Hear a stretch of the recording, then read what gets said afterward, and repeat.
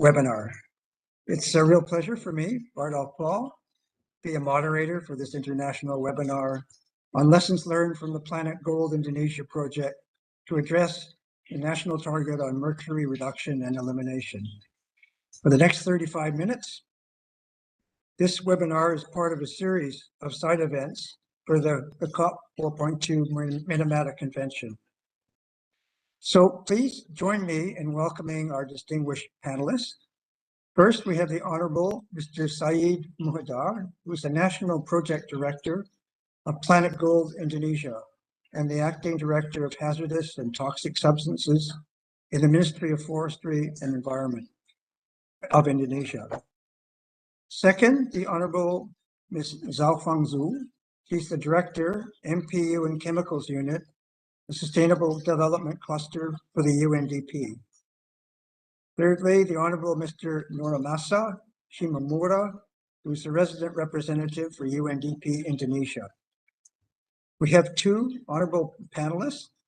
First, Light Dewi Krishnayanti. She's a PhD and National Project Manager for planetGOLD Indonesia. Secondly, Dr. Paul Rogers. He's a Senior Research Fellow at Queensland University in Australia.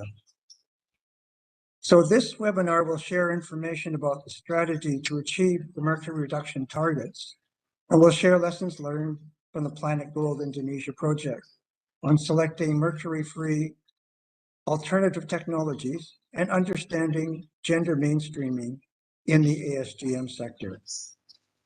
Ladies and gentlemen, I'd like to invite our first speaker, Mr. Syed Muhadar, who's the National Project Director of planetGOLD Indonesia and Acting Director of Hazardous and Toxic Substances in the Ministry of Environment and Forestry in Indonesia. He will deliver the opening remarks. Please, Mr. Muhadar, please go ahead. Thank you. Thank you, Mr. Bardolph Paul.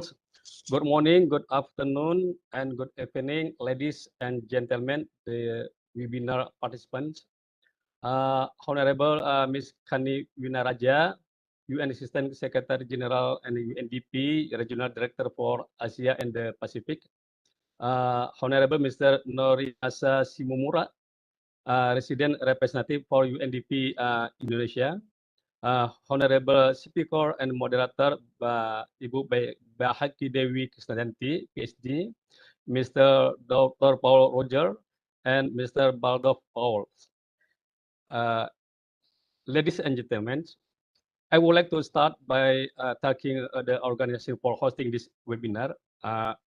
The Government of Indonesia, through the Ministry of Environment and Forestry and National Research and Innovation Agency, is in collaboration with UNDP Indonesia to implementing the GOLD-ISMIA project or planetGOLD Indonesia as a child project under planetGOLD program, which funded by Global Environmental Facility. The project aims to reduce and eliminate mercury release from the Indonesia artisanal and small-scale gold mining sector by strengthening regulatory frameworks, access to finance, technology transfer, formalization, raising awareness, and gender mainstreaming. The planetGOLD Indonesia project has supported the Government of Indonesia on the implementation of the National Action Plan for Mercury Reduction and Elimination through the development of 14 Regional Action Plan for Mercury Reduction and Elimination in 6 provinces in Indonesia, being monitored by relevant sub-national agency. It is in line with the national target for zero mercury emission from ASGM sector as stated of the Presidential Decree number 21 year 2019.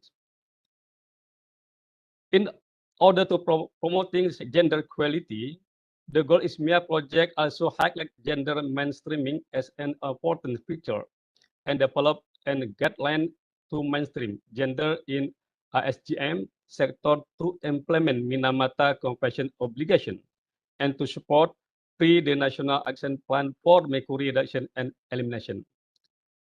In total, around 17 people of which 44% were women, have been reached directly by the project through the training, workshop, raising awareness, grant, and assistances. The planetGOLD Indonesia project is the first project which directly support the ASGM and 6 provinces in Indonesia. At the project site level, the project has supported the formalization of 40 mining cooperative in obtaining the mining permits, including support to get access to formal financing mechanisms. To purchase cleaner and gold processing technology. There are 310 women miners joined this cooperative, or 28% of the total cooperative member. The project provides the capacity building to 1,475 miners and government staff regarding the regulation, financial, technology. In the result of the project impact, shifting technology from mercury to mercury-free system at project site has led to an avoidance of the 11.6 metric ton mercury released from 2019 to 2021 and produced 2.23 metric ton of mercury-free gold. I hope today we can learn many lessons from the project in the achieving the target to reduce the mercury from ASGM sector. And we are welcome with the recommendation for the better implementation. Representing to Government of Indonesia, I would like to extend the sincere thanks for and my appreciation to the Global Environmental Facility UNDP planetGOLD program for your continued support to the Government of Indonesia to accelerate the target of zero mercury in ASGM sector in 2025. Let's make mercury history. Thank you for your kind attention. Thank you very much, Mr. Syed Mahudar. Secondly, we're going to hear from Mrs. Alfonso, the Director of MPU and Chemicals Unit and the Sustainable Development Cluster of the UNDP. Please go ahead. Thank you very much. Dear colleagues, partners, participants, very glad to meet all of you online. Thank you very much for participating in this event ahead of the COP of the Minamata Convention. First, I would like to thank and congratulate the government of Indonesia for their great effort to host the COP, and also congratulate to their remarkable progress in the implementation of the convention at the national level, particularly in the ASGM sector. Mercury is one of the major public concerns for the human health, environment, as well as social and economic development. It's a shared problem with global impact, which is why the international community needs to come together to address this challenge, and why the Minamata Convention was created. UNDP's effort on mercury go back to 40 years ago, when we administered the UN Revolving Fund for Natural Resources Exploration from 1975 to 1995. Our focus on mercury are the extractive and health sectors.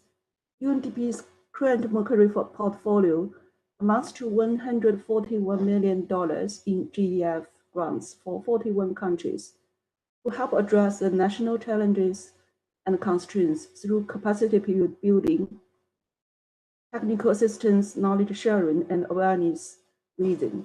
But the key partner in the global program, planetGOLD, UNDP is making small-scale gold mining safer, cleaner, and more profitable in 8 countries: Colombia, Ecuador, Ghana, Honduras, Kenya, Indonesia, Peru, and Suriname. Exciting results are already being reported from these projects. For example, in Indonesia, ASGM miners in 3 project sites have already shifted their technology from mercury mercury-free processing plants, avoiding 11.6 tons mercury released per year. We will learn more from this event on good practice and the results that Indonesia Project has delivered. In Ecuador, activities under the National Chemical Program have reduced the use of mercury by 1 ton per year. The country adopted an innovative strategy that allows its existing processing plants to purchase and process real raw from the artisanal miners without using mercury. As such, mercury will be completely eradicated from the sector. In Peru project, ASGM miners will gain access to the formal market through financial mechanism generated by a new alliance formed by the government of Peru, a local financial institution, and UNDP. In Africa, our project created 60 mercury-free healthcare facilities in 4 countries. In Africa, this is a very important, health project. In China, UNDP is supporting a transformational project that will eliminate all mercury from the medical devices manufacturing sector. This week, we are celebrating International Women's Day. We are very proud that our projects have supported many women by improving their environment, health, and livelihood opportunities.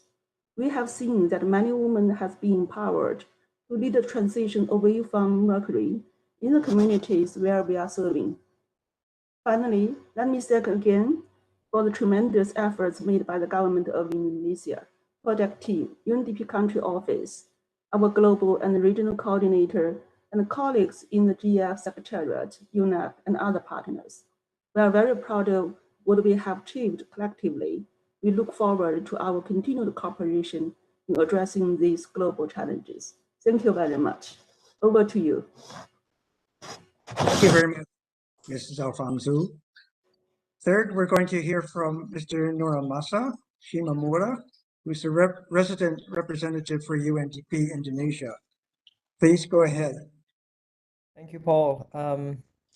Bapak Said Muhadar, National Project Director of the planetGOLD Indonesia Project and Acting Director of Hazardous and Toxic Substance from the Ministry of Environment, Forestry from Indonesia. Ms. Xiaofang Zhou, Director of MPU and Chemicals Unit, Sustainable Development Cluster from UNDP. Distinguished panelists, colleagues from the United Nations system, ladies and gentlemen, I'm quite thrilled to join you today to share some of the milestones and progresses with UNDP's initiative to combat the toxic use of mercury in Indonesia. What is the first thing that springs to your mind when you hear the word progress or achievement? For us, it's not a self-congratulatory phrase, but rather it's a phrase that strongly signals positive change in the lives of our key partners, the communities on the ground. When a pregnant gold miner in Lombok Island is shielded from the dangerous effects of mercury, which will imperil both her life and her unborn child, then that is a progress.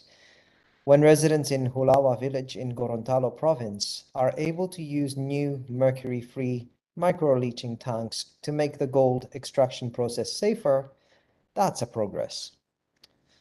When an influential and ethical jewelry designer chooses to obtain mercury-free gold directly from artisanal miners, it is a step towards a more sustainable and inclusive gold industry, no matter how small that very first step might look.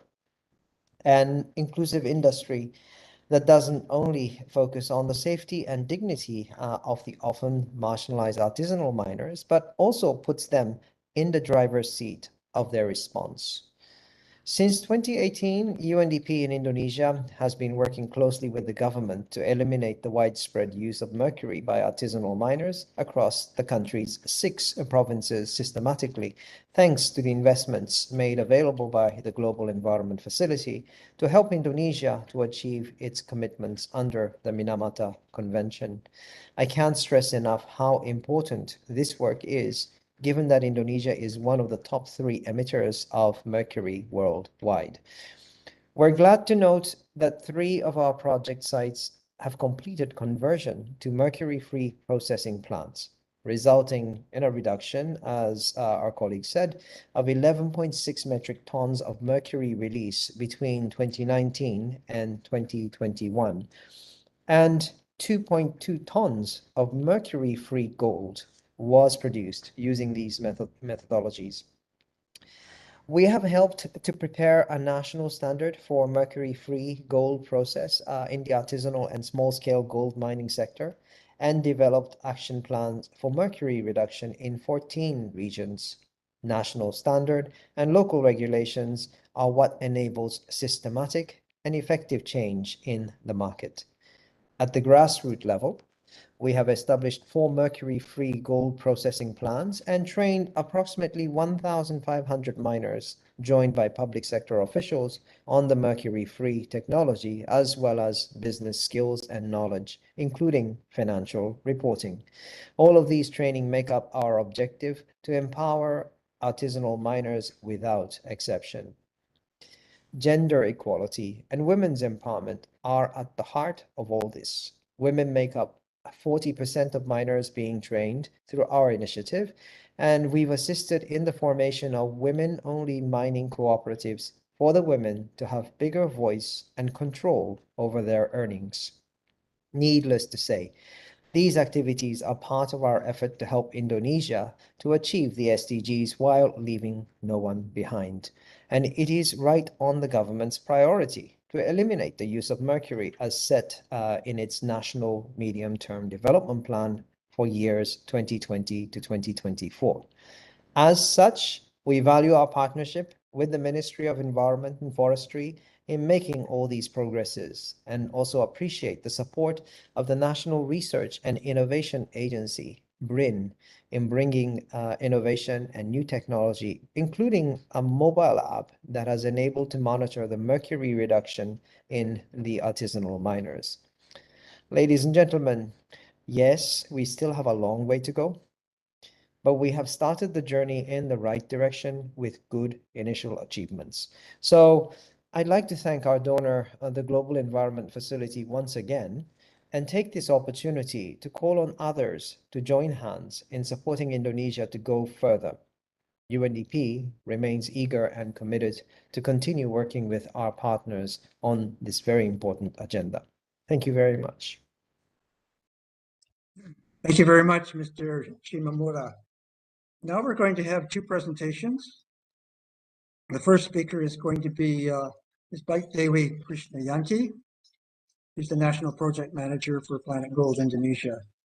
Dewi obtained her PhD in soil physics and science from Lincoln University, New Zealand. And for the past 10 years, she has been working on the topic of artisanal and small-scale gold mining, both in terms of the impact of mercury on the environment, miners' health, fish, and air quality, as well as developing phytomining and phytoextraction by planting plants on waste media from ASGM activities. Please make your presentation. Okay. Good evening. Thank you, Pak Badrov. Good morning, good day, and good evening for fellow participants on this side event COP4 Minamata. When we talking about the reduction and eliminating mercury from ASGM sector, we are always coming to the question, how we calculate it, how to estimate the amount, and in the end, how we can measure that the government enforcement of Indonesia regulation on reducing and the amount of mercury released to the environment can be linked to this. The planetGOLD Indonesia, locally named as GOLD-ISMIA project, is trying to answer the question. The project is developing a mobile application and web portal database through estimation of the mercury avoided from the mercury-free processing unit can be monitored in a systematic way and on regular basis. This mobile application will allow the project to collect the site-specific data from the owner of the processing unit on daily basis. Meanwhile, the web portal database will assist the Indonesia government to estimate the total mercury avoided from a specific site or region. It started with calculation how much actually mercury used by miners. From 3 project locations, and we cross-checked with the national and international reference, we found that in average, each of trommel process 10 kilogram of ore and feed by 250 gram mercury. This is equal to 25 kilogram feeding mercury per 1 ton of gold ore. Further calculation from the mercury to gold ratio measurements that nearly 90% from the mercury feeding use will be collecting back by the miner to use. It means that only 0.6% mercury is released to environment. I believe some of you will be questioning why this amount is very low compared to the common reference which mentioned 20% of mercury use is released to environment. But we do have the method and we do have the justification with the field result. We also estimating the mercury to gold ratio, and we calculated the mercury to gold ratio by system is 6.8 to 1. For each of the gold produced, nearly 7 grams of mercury is released to the environment. The concept of mercury avoidance by means reduction is using where the miner use non-mercury for processing the gold. In this term, we use cyanidation system, which commonly used world and also by Indonesia miners.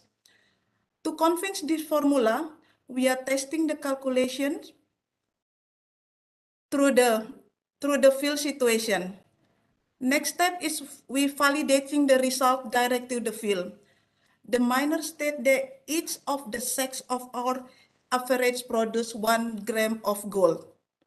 The last step to prove that the formula and then standard we use by finding the constant number.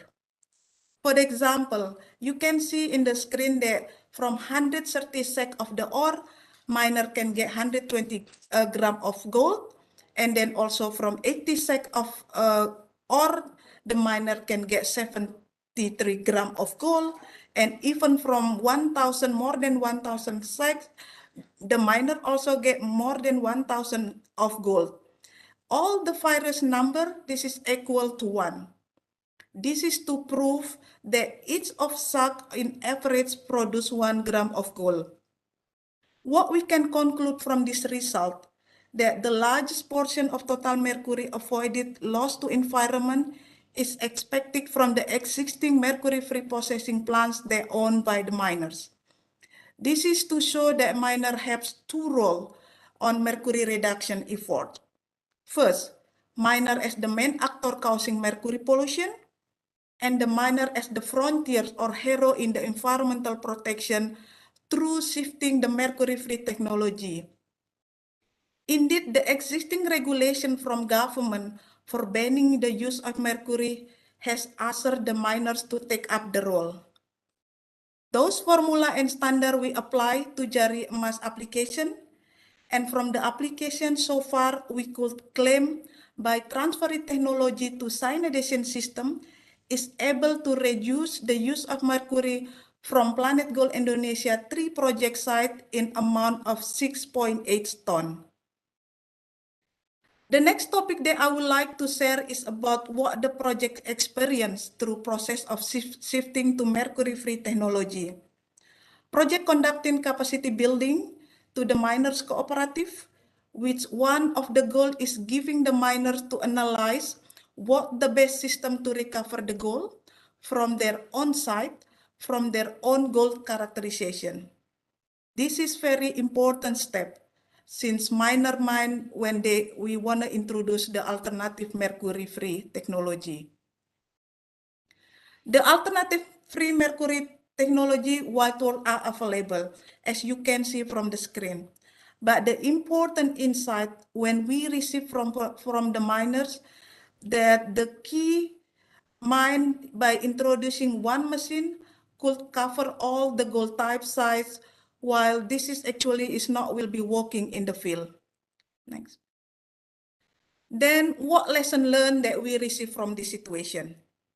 The miner experience shall be taken into consideration in the designing process of mercury-free technology. Female miners can be equally benefited from the technology intervention. We proved this when we introduced the prototype of small-scale cyanidation system. Then, indeed, access to the finance will allow the miner decide the technology, what the capacity, what the design for this. Formalize or legality the miner in the mining cooperative will increase the responsibility in technology shifting. It is important also to ensure that the local government support in the establishment of process of the technology. For example, because the government will provide the land provision, the government will provide the permission. The government also will be taking over on asset handover. Last but not least, we like to share our experience on how adapting gender responsive approach to support mercury-free ASGM. A lack of awareness and leadership on gender equality of local staff and mining community lead the resistance to incorporating gender issue into the ASGM business process and technology. This situation aided by cultural barriers and double burden limiting women's miner participation and leadership in activities, and organization can also pose the barrier. One of the key lessons learned is an example from developing a gender responsive village in Kuantan Sengingi, one of the project site. The project has established one woman miner cooperative as a platform of women voices and also as pioneer to access the permit for ASGM formalization. This cooperative as targeted approach to address this gap also is very useful through building the awareness on equal access to technology, finance, knowledge on the danger of mercury use. I hope what the planetGOLD Indonesia do could enhance our knowledge and understanding on ASGM sector that can be adapted to other countries. Thank you. Thanks very much, Budewe. Next, we want to hear from Dr. Paul Rogers from the Queensland University in Australia. Please go ahead, Paul. Thank you, Bardolph, and thank you, Dewi, for a very interesting presentation. I'm going to talk a little bit about the financial implications and connections with the GOLD-ISMIA project, and I'll speak generally, and I'll also speak a little bit about some of the work we've been doing to develop an initiative to reduce risks for financial institutions so that they can actually get involved and make it more easy to get involved. Access to finance is absolutely critical to miners' ability to acquire mercury-free technology. And as you all know, is one of the 4 key strategies of the ISMIA project, along with strengthening institutions and regulatory frameworks, increasing capacity for mercury-free ASGM, and awareness raising and knowledge sharing. Most ASM operators have very limited access to formal sources of finance, such as microfinance or local savings and credit schemes. And they rely on a variety of informal lenders, family members, local community groups, and middlemen. The latter who often charge usurious interest rates. Miners are generally risk averse, obviously have limited access to finance, and therefore unwilling or unable to invest in the necessary upfront costs that would better lead to better mining practice, including mercury-free technologies. Some of the barriers, I'm sure many of you are aware of this, the informal or illegal status of operations. Financial institutions simply are reluctant on a wide scale to get involved with operations that are not legally sanctioned. And I know the work that the GOLD-ISMIA project is doing seeks to address the question of formalization. Lack of geological information is also a major problem, and few miners, if they own their own sites, have information on the geological prospectivity of their lease, and they can't take that to the bank. Small size of operations and a lack of experience dealing with financiers, that's enough to put people off, and a risk-averse approach to dealing with formalizing their operations so that they're, get committed to paying taxes and so on. There's a lack of appropriate financial products that meet the specific needs of ASGM and ASM in general, And as David has pointed out, there are gender dimensions which are very huge in the ASM and ASGM sectors globally, and cultural barriers being particularly significant. And one example of that is in cultural or institutional norms that restrict women's access to collateral and title deeds, which may require permission of family members, so they can't get loans that way. And so the result of all this is that financiers typically do not provide loans to the sector. The risks are simply too high. I know that planetGOLD is doing work in this area, establishing partnerships with financial entities to build their capacity and understanding to develop appropriate financial products. Also, I would point out that the work that planetGOLD is doing is very similar to other initiatives elsewhere in the world to increase the financial, the reach, ability to acquire financial products by ASM miners. One recent example that my colleagues were involved with was an Africa Guarantee Fund, an ACP EU Development Minerals Program and initiative implemented by UNDP. So this project was called the African Guarantee Fund for Small and Medium-Sized Enterprises, and it provided credit guarantees to financial institutions for loans to SMEs operating in the development minerals sector. So that's low-value minerals, if you could call it that. So not gold necessarily. And that had 5 pilot countries, and it contained 3 mechanisms, like the planetGOLD financial initiatives: building capacity for financial institutions, capacity building for miners to develop business plans, and the provision of credit guarantee facilities. I'd like to talk a bit about a new initiative that's very much in the draft stage that we're developing on, that would dovetail nicely with the work that planetGOLD is doing in Indonesia and indeed elsewhere. So this is being led by myself and Professor Daniel Franks, who was at the UNDP Development Minerals Program as the manager there for a number of years. And we've called this the Meridian Principles.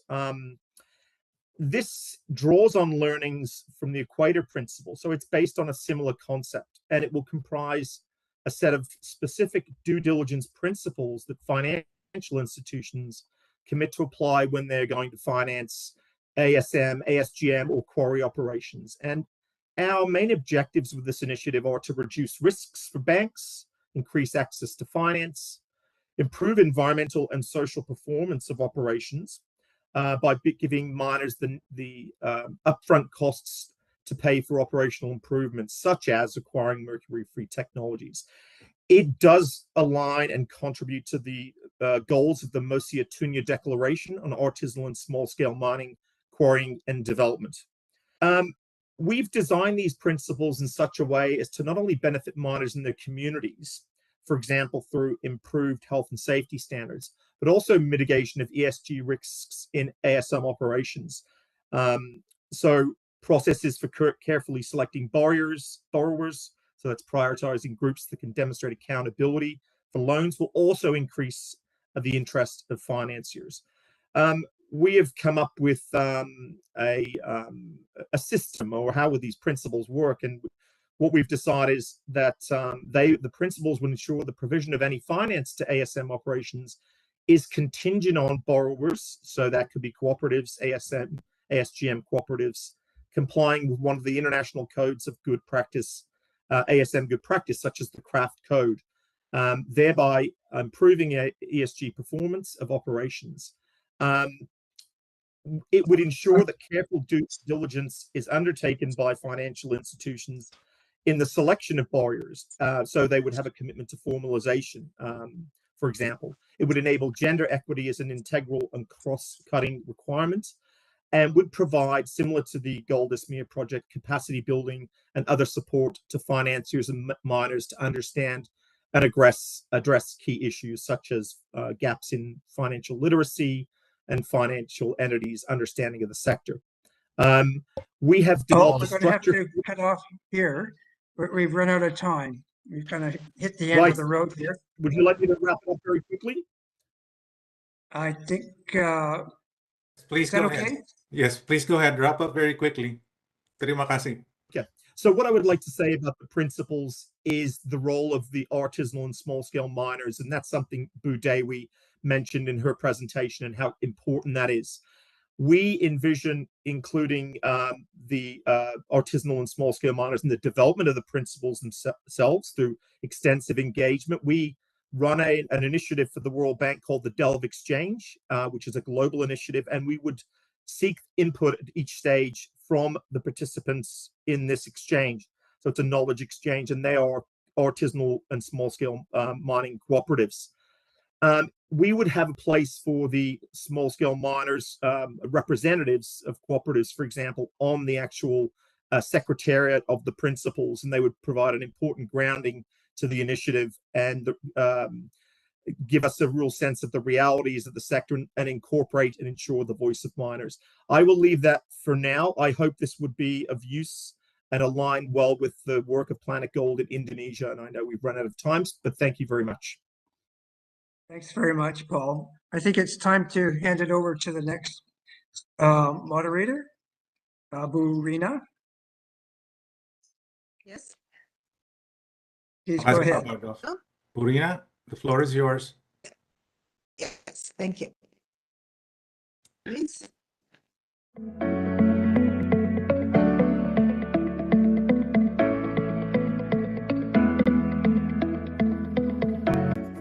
Good afternoon, good evening, ladies and gentlemen. Welcome to the webinar Engaging the Artisanal and Small-Scale Gold Mining ASGM and Coal Energy Sector Towards a Mercury-Free Indonesia. Let me introduce myself first. My name is Rina Aprishanti, and I serve as a moderator today. I'm an environmental specialist from Center for Standardization of Environmental Quality Instrument, PSI-KLH. It's such an honor to welcome you here in this event.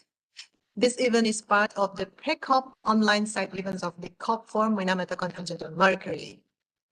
Ladies and gentlemen, this webinar organized by Agency for Standardization of Environment and Forestry Instruments, BSI-LHK, as a new institution under Ministry of Environment and Forestry, with the main task to organize coordination and formulation, developing and implementing standards and instruments in the environment and forestry sectors, monitoring the mercury reduction targets in ASGM sector and coal energy, of course, requires a holistic effort. Various aspects ranging from policies to applying for MOAF standards and non-mercury practices at the site level become a unit of action that contributes to the achievement of targets. The webinar is conducted to explore the various efforts to achieve the mercury reduction target and solicit inputs for strengthening environment and forestry standards to control pollution and environmental damage caused by mercury. Knowledge product to be shared from this activity is the lesson.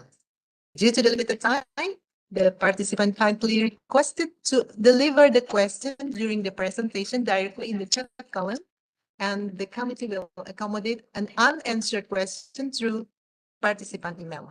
Please check the format in chat column. Well, it's now my pleasure to introduce our speakers.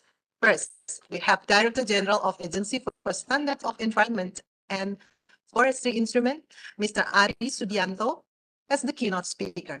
Second, we have Mr. Arjun Karim, Vice President of Environment from PT PLN Persero. The third speaker is Ms. Fitriola Melita, College from Center for Standardization of Environmental Quality Instruments, PSI-KLH. Without further ado, let's begin this event with the keynote speech from the Director General of Agency for Standards of Environment and Forestry Instruments, Mr. Ari Sudianto. He will deliver his speech for the topic on emerging standardization in achieving a mercury-free Indonesia. Please welcome Mr. Ari Sudianto. The platform is yours. Thank you, Madam Moderator. Bismillahirrahmanirrahim. Assalamualaikum warahmatullahi wabarakatuh. Good evening, good morning, and good afternoon. The Secretariat of Minamata Convention on Mercury, invited speakers, moderator, distinguished participants, ladies and gentlemen. First of all, as a Director General of the Agency for Standardization of Environment and Forestry Instrument, BSI-LHK, or ASEFI, Ministry of Environment and Firstly, I would like to express my gratitude and appreciation to the Secretariat of the Minamata Convention on Mercury for organizing this event, which engaged stakeholders from different countries and connect their effort to meet towards achieving Minamata Convention on Mercury goals. As we are still under COVID-19 pandemic, we must carry out the meeting virtually. Hence, we do hope that this situation won't make the event less noteworthy. I will pray that this pandemic will end soon and that we all stay in health. In this important event, I have a pleasure to convey about the emerging standardization in achieving a mercury-free Indonesia. As we are all aware, mercury has become a prominent topic in this century related to the environment, pollution, and its adverse effect on human health.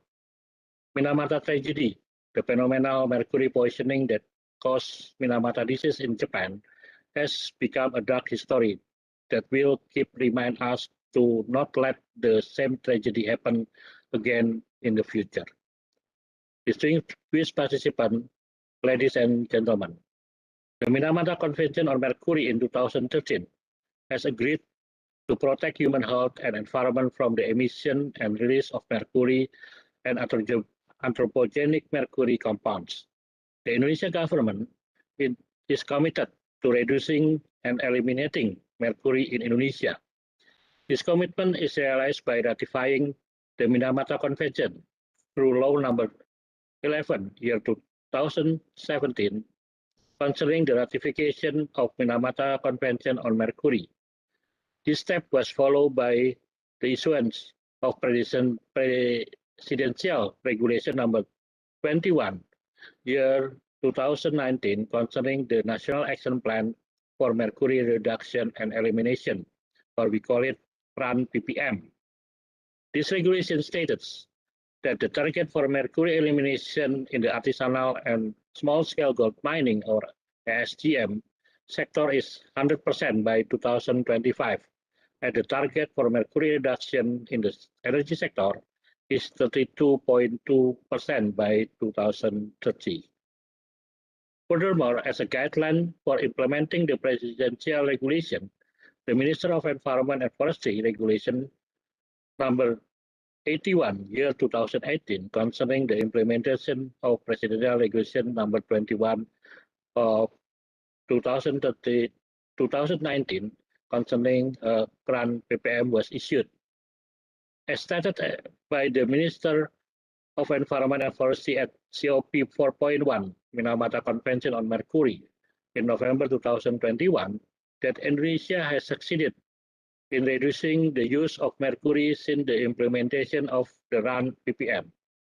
The amount of mercury that was successfully reduced or controlled consists of 274.4 kg from the lighting and battery industry sector, 710 kg from coal-fired power plant, 4,700 kg from the health sector, and 12,400 kg from the ASGM sector. Therefore, mercury reduction and elimination should include as one of the national priority. Distinguished participants, ladies and gentlemen, this webinar will be supporting the Minamata COP 4.2 agenda, such as in update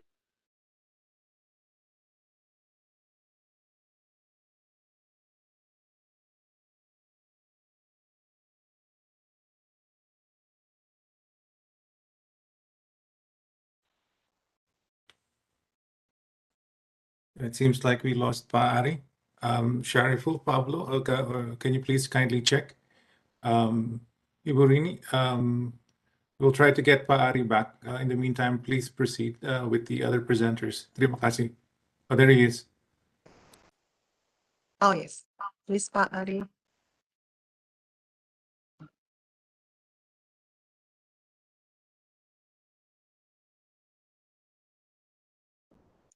I'm sorry for this interrupting.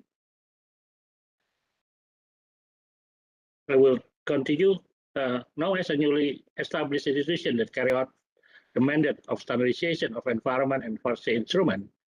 ASEFI or BSCLHK has the main role to provide national standard as instrument to control activities or business which has an impact either to environment or to the human health. We ensure that the implementation of the standard will be internalized on its business permit. In order to implement these standards, for example, for the mining sector, such as the ASGM, in Indonesia, formalization scheme is the starting correction factor. Based on the law number 3, year 2020, concerning on mineral and coal mining, the legally is in the form of establishing what we call it the People Mining Business Area, or WUPR, which is equipped with the environmental safeguard in the form of strategic environmental assessment, or SCA.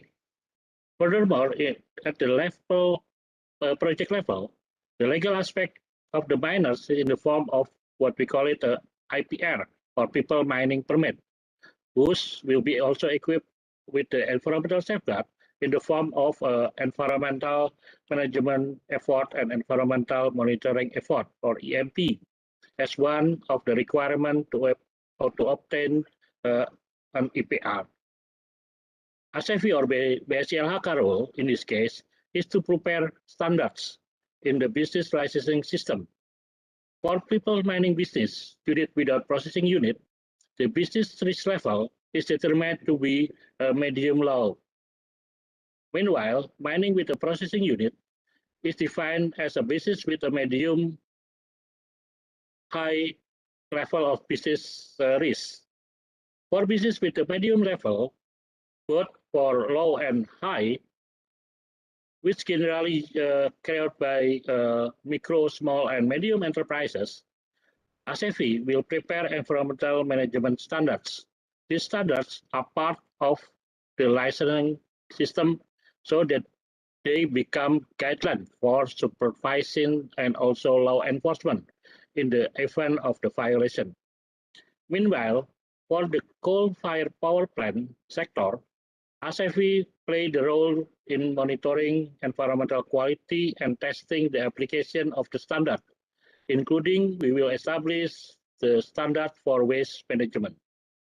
Regarding the effort to the control of the use of the mercury, the development of national regulation and standard related to the mercury in various media continues to be carried out for the parameters of total mercury, elemental mercury, and methyl mercury. The media include emission sources, ambient air, soil, solid waste, surface waste, wastewater, sediment, biota, as well as biota and biomarkers.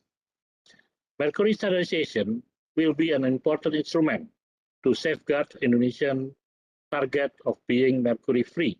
This standardization will not be limited to only measurement standard on various media, and also their parameters as the management standard will also be developed, including at the stockpiling, storing, transporting, and treating the mercury waste.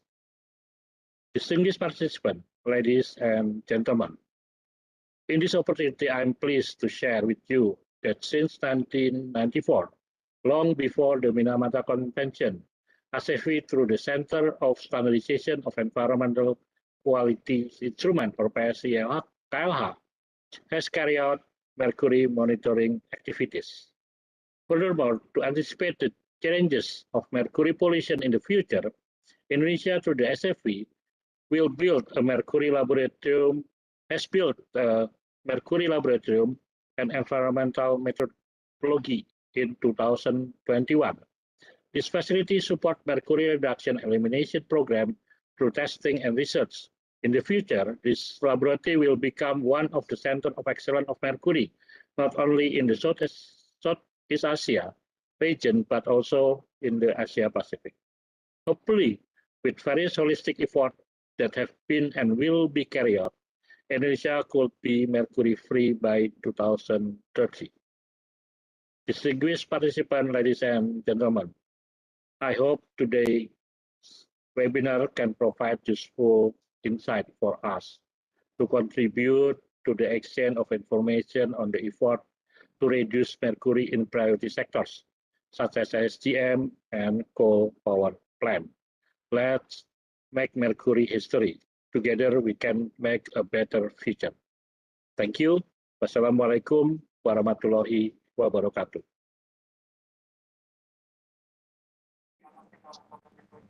Thank you, Bapak Ari, for the speech.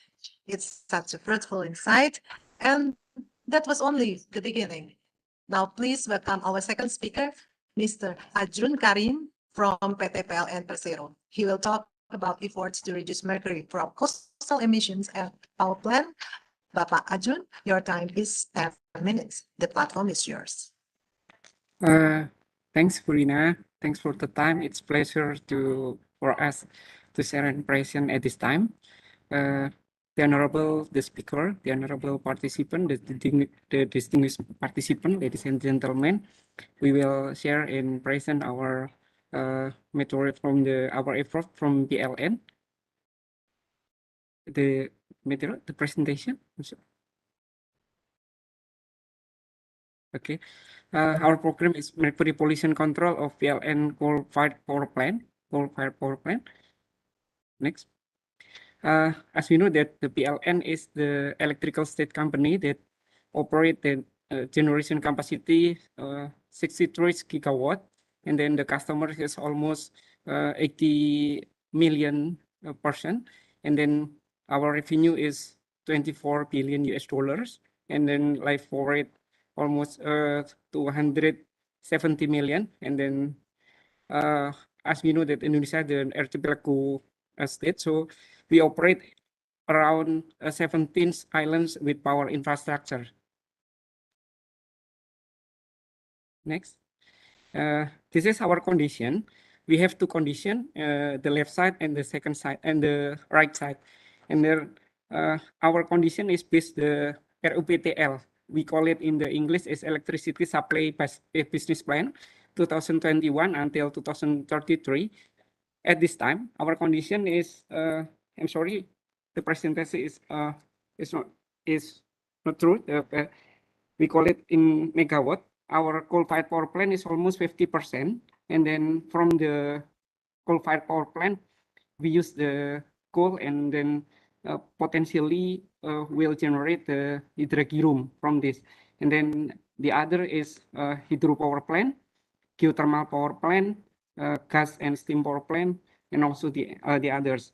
And then hopefully, based on the RUPTL or Electricity Supply Business Plan 2021, we will reach at 2030 until 4.6 gigawatt.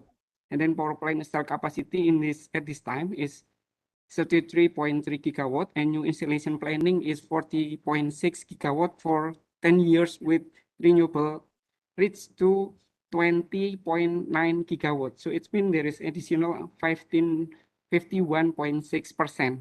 And coal-fired power plant retirement planning is 1.1 gigawatt, and the digitalization around 3.6 gigawatt. And then PLN's power plant installed capacity in 2030 become 99.2 gigawatt.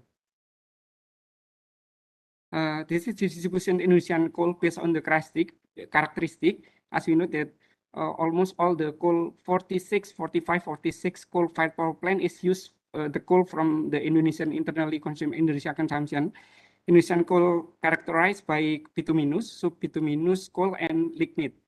And then 80% having calories value below than 6,100 kilocalorie per kg, and about 41% having calories below than 5,100 kilocalorie per kg. And then a large part of Indonesian coal reserve are low caloric value and can be categorized as subbituminous coal and lignite. And almost all the coal-fired power plant is used the subbituminous. And then from this slide, we can see, as you see in this slide, that almost all the power plant is use coal. The average coal hydragium content used by PLN coal-fired power plant is 66.73 microgram per kg. And then the next. This is the distribute all our power plant, coal-fired power plant.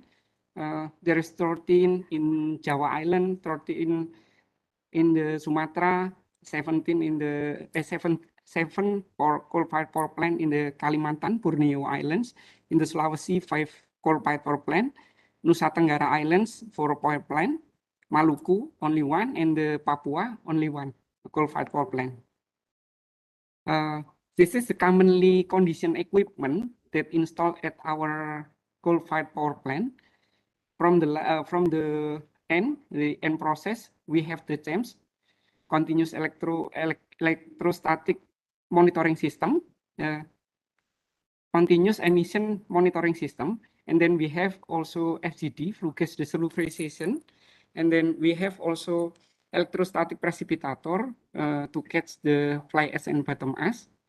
And then we have also operate low NOx burner from the SOX FGD and the NOx burner, the NOx program.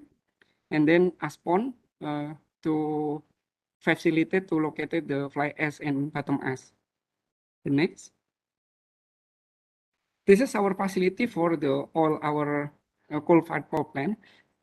For each power plant, such as we can see the PLTU Nagan Raya coal-fired power plant, we call it PLTU, Pembangkit Listrik Tenaga Uap, such as we already installed the electrostatic precipitator, and then such as the number 14, PLTU Tanjung Jati B at Jepara, Central of Java, we already installed the low NOx burner, ESP, FGD, and so on. And then we will completely the flue gas desulfurization for the technology, such as the flue gas desulfurization, limestone system injection for CFB, electrostatic precipitator to handle the fly ash bottom ash, CEMS, multi-gas and hydragium, low NOx burner for the NOx, and then clean coal technology program. Also, we establish the housekeeping program, such as the dust spray system at coal landfill, compacting stockpile and landfill, also close conveyor, or we mention usually condom conveyor. And then based on this slide, we can see that all measurement of the parameter below the Minister of the Living of Environment Forestry Regulation is below than the baseline. So it's a post figure shown that all the hydragium monitoring record are under threshold, which state in the Ministry of the Environmental and Forestry Decree 15 at 2019. The next. And fortunately that we have already installed for the 3 coal-fired power plant at the PLTU Paiton, PLTU Suralaya 8, Suralaya 8, and the last PLTU Rembang, that all of the CEMS are already installed with multi-gas SOX, NOx particulate already installed at CFVP, coal-fired power plant. Also hydragium CEMS currently installed at 3 CFVP, Paiton, Suralaya, and Rembang. For other CFVP is on procurement process based on the regulation P15 2019. And the last, as beside figure shown on the shown at all of the hydragium monitoring record are under threshold, which state in the ministry regulation of the ministry, MOLEF. And the next, based on our vision mission that basically PLN will improve, will achieve, will reach the 5 principle: lean, generating and distributing energy with zero waste and maximum efficiency. And the second, innovative, building new clean energy business, such as electric stove, electrophotovoltaic, rooftop, solar, EAS, emission trading, renewable energy certificate, and so on. And then green investment opportunity of almost around 75 billion by 2030 and 500 billion of 2060. And then green, our principle, our principle is green, accelerating shift to green energy mix for current and future generation related to the net zero emission until 2060. And then the last, customer focus, providing reliable electricity and delighting customers through world-class services. This is our program to retirement of the coal-fired power plant. Almost 55 gigawatt will retire. We can see the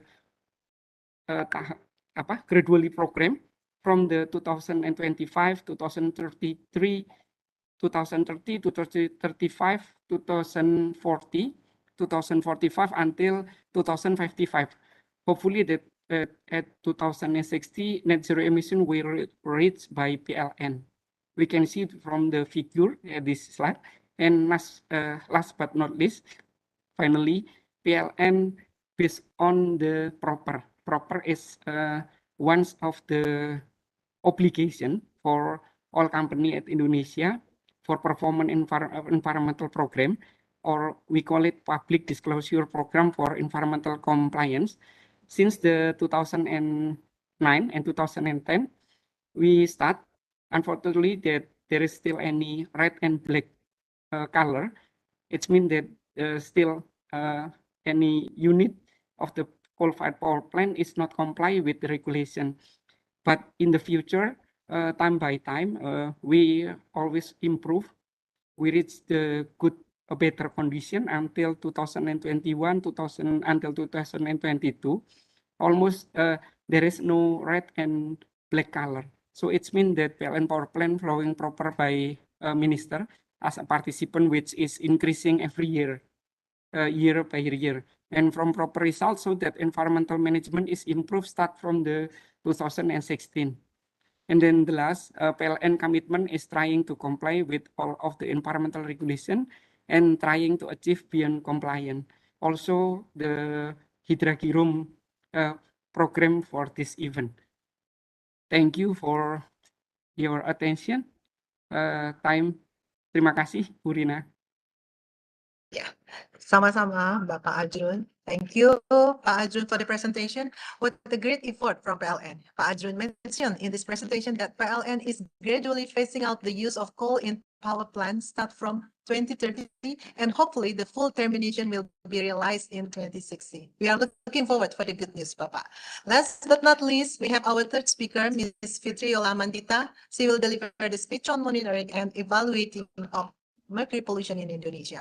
Ms. Fitri, your time is 11 minutes. Please be on time because time allocation is limited. Well, Bu Fitri, the platform is yours.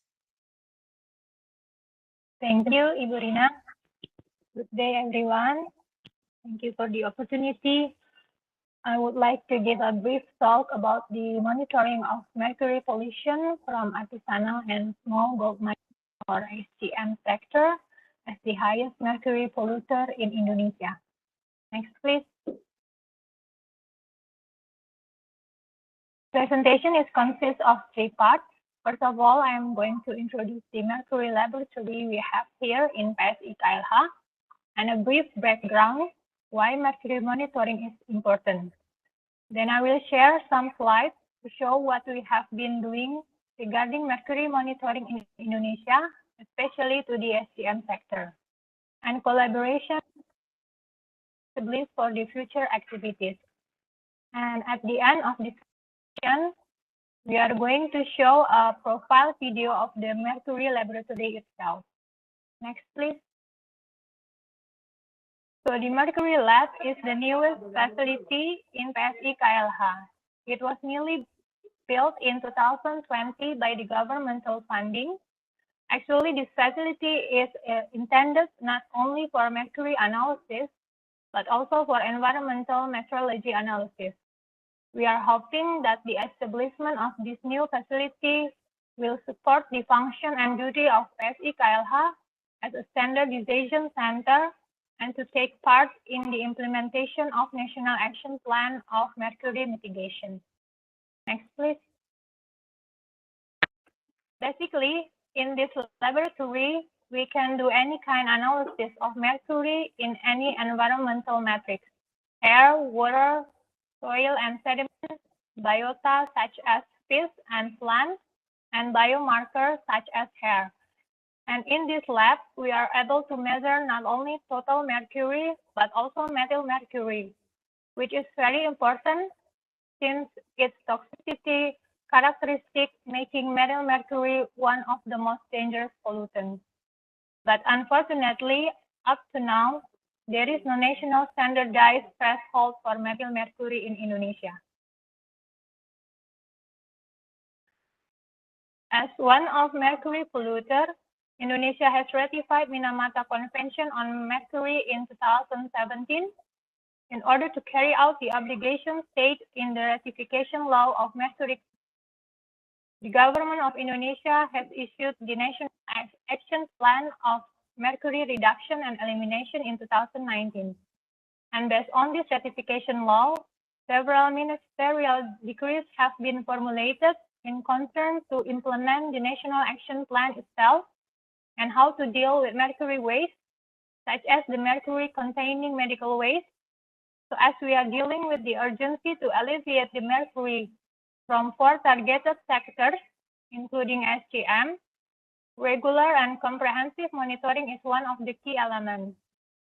Therefore, as consequences, national standardized operational procedure for mercury sampling and testing is crucial, as well as the SOP for mercury waste management.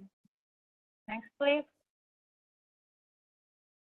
Here I would like to show what national in regard to mercury monitoring that had been available in Indonesia and what not. So for mercury sampling and testing, Indonesia standardized SOP have been available for mercury source, surface water, and wastewater. And for ambient air, the national standard is already concepted, but the ratification is postponed until threshold, which is currently under development. Meanwhile, for other media, namely soil, solid waste, sediment, biota, and biomarker, the sampling and testing SOP refers to international standards such as UTEPA and APHA. Concerning the national threshold, mercury exposure to various environment media has been nationally regulated, except sediment, biota, and biomarkers.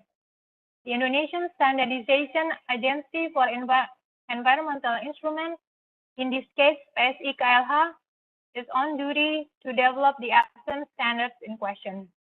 Next, please. So now we move on to the next part of the presentation.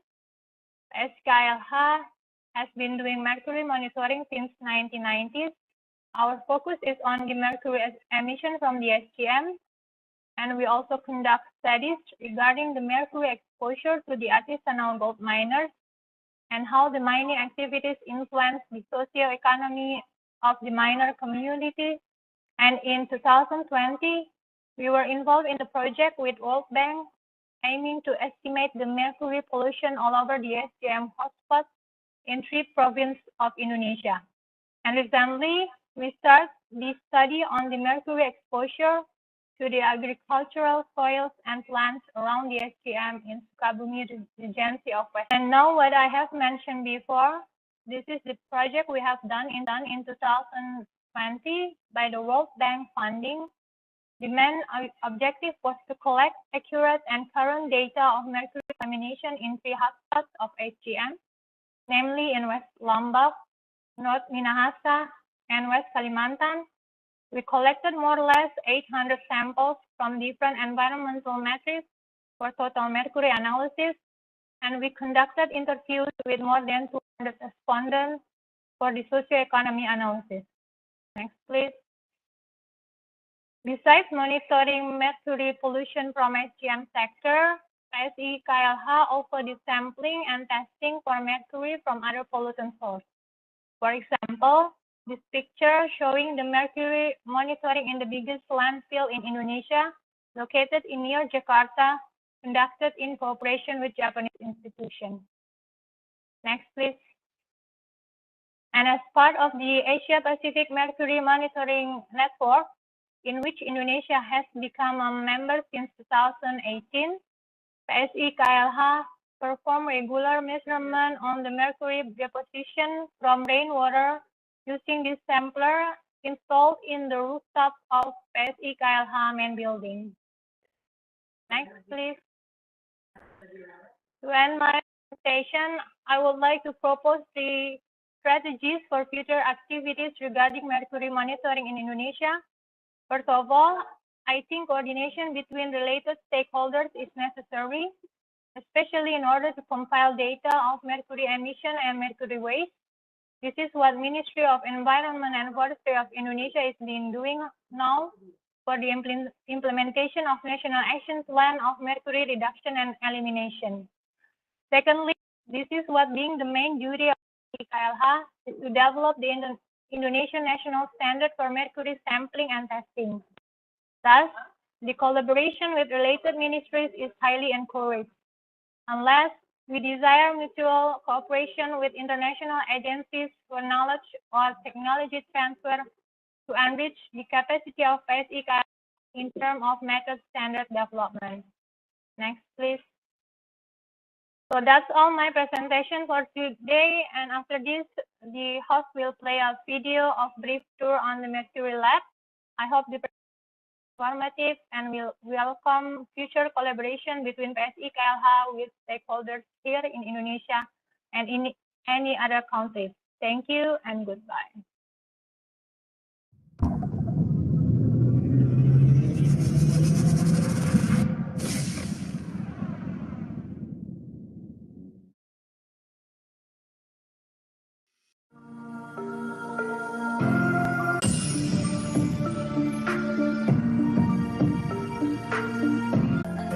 Ini adalah alat mercury analyzer, di mana mercury analyzer ini adalah untuk mengukur sampel-sampel dalam padatan, misalnya dalam tanah, sedimen, batuan dan bertumbuhan. Alat ini dapat menganalisis paralel maksimal 40 sampel, di mana masing-masing sampel itu satu sampel membutuhkan waktu kurang dari 5 menit untuk menghasilkan hasil analisis. Yang ini adalah alat mercury analyzer yang khusus untuk menganalisis total merkuri di dalam matrik air, seperti air permukaan, air laut, air hujan, serta air limbah. Sedangkan yang ini merupakan mercury analyzer yang digunakan untuk mengukur total merkuri di dalam matriks udara.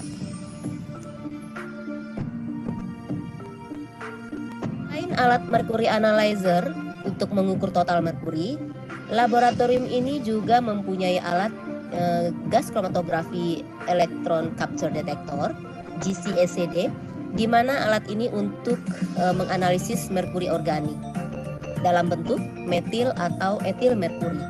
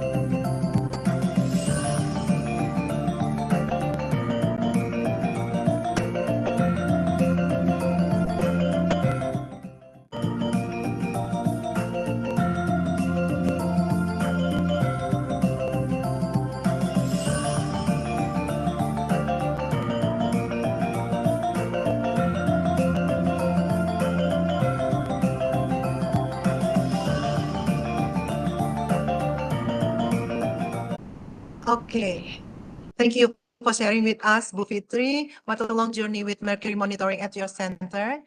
It seems that PSI KLH is ready to develop their capacity in mercury monitoring. Hopefully, there will be donors who are interested in collaborating in the development of monitoring guidelines and method standards at PSI KLH.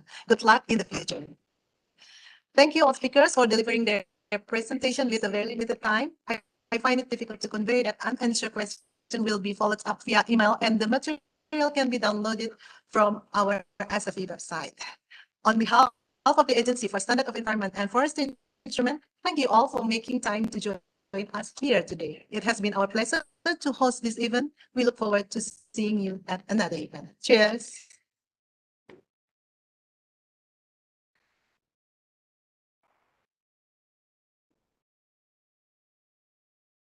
Good evening.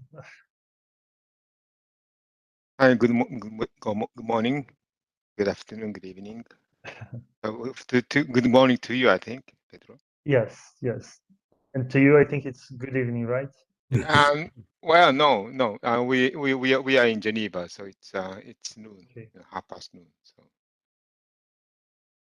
So yeah, I think all the key players are already here. So my name is Eisak Toda, and of the Minamata Convention Secretariat, and I will provide a welcoming remark, and then I will provide some housekeeping notes, and then I first hand over to Piros, and the first part is expected to be 30 minutes, and then please hand over to PSF for the remaining 30 minutes.